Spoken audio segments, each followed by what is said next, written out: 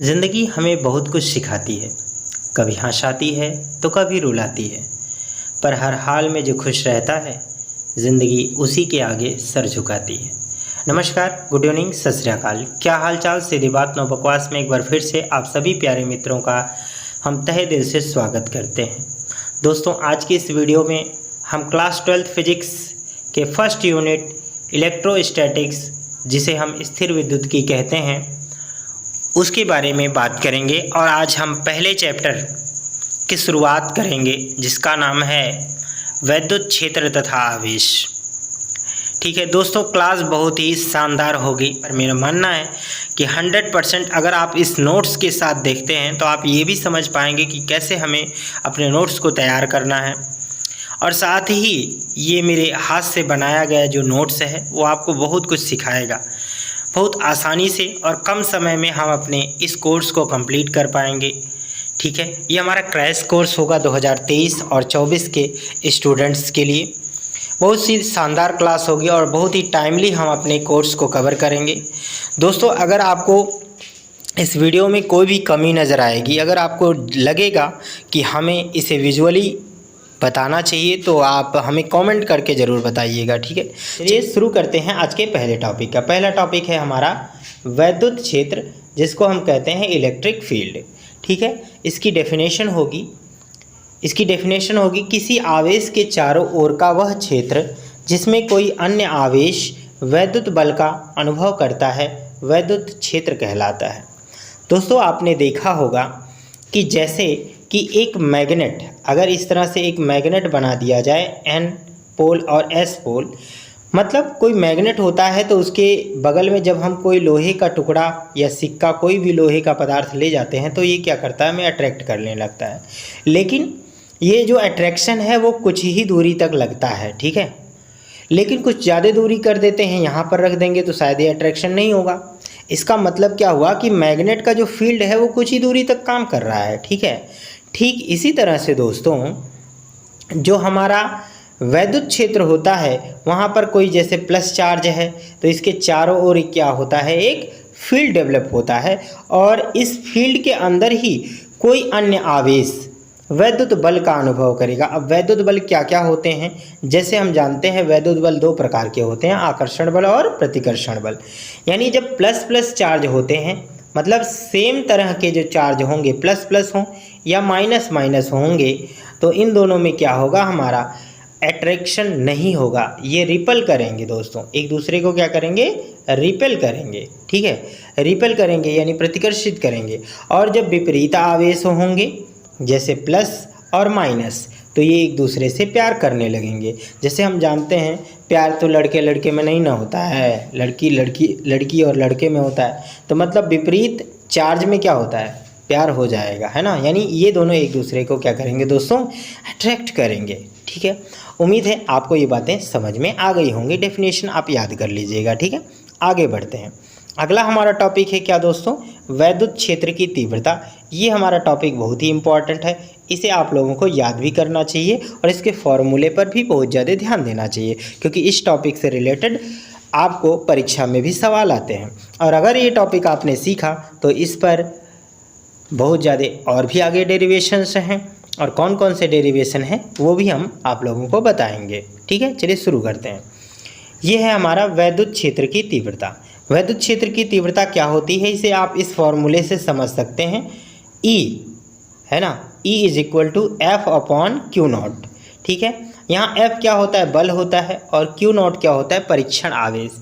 यानी किसी बल और परीक्षण आवेश के निष्पत्ति यानी अनुपात को ही हम क्या कहते हैं, इलेक्ट्रिक फील्ड कहते हैं। ठीक है, तो चलिए देखते हैं परिभाषा।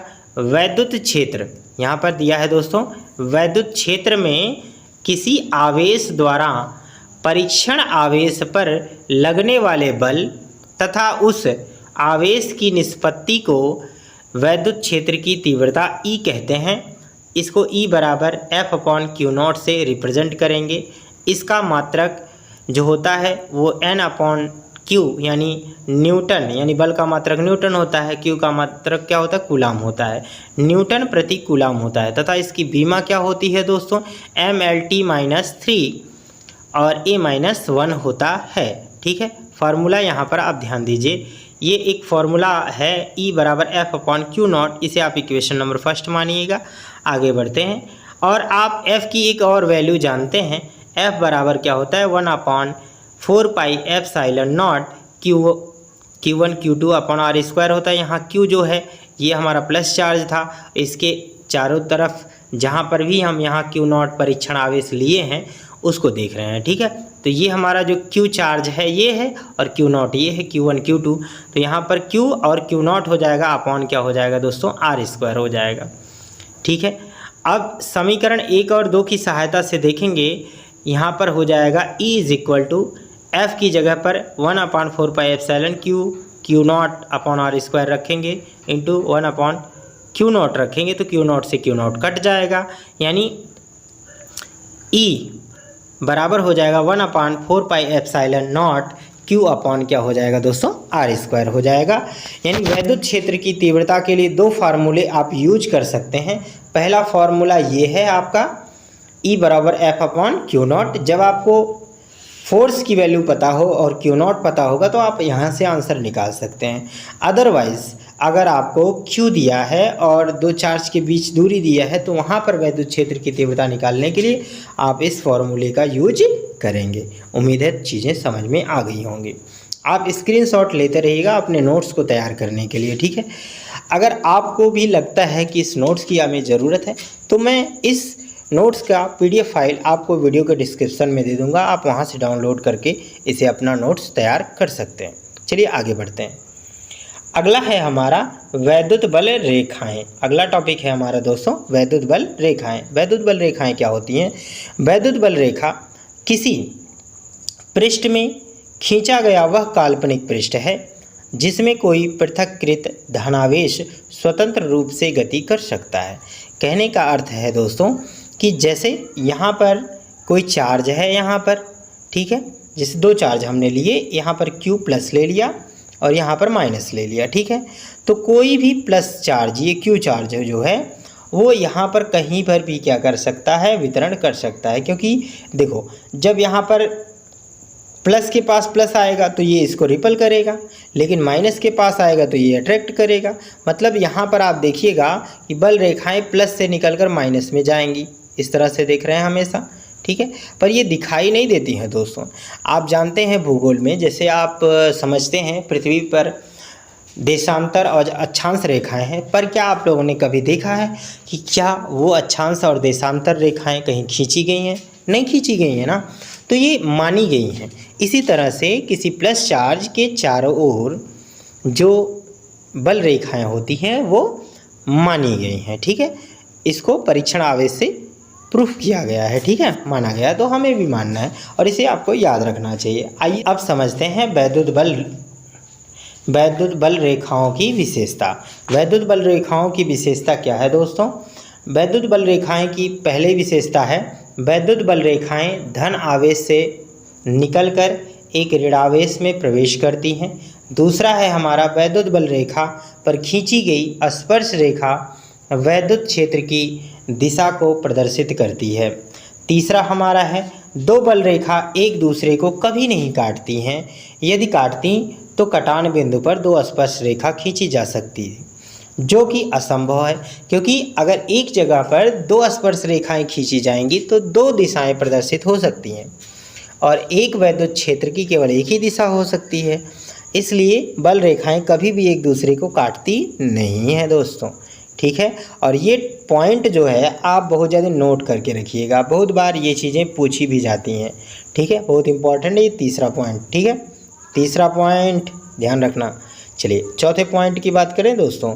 चौथा है विद्युत बल रेखाएं सिकुड़ने का प्रयास करती हैं, ये भी आपको ध्यान रखना है।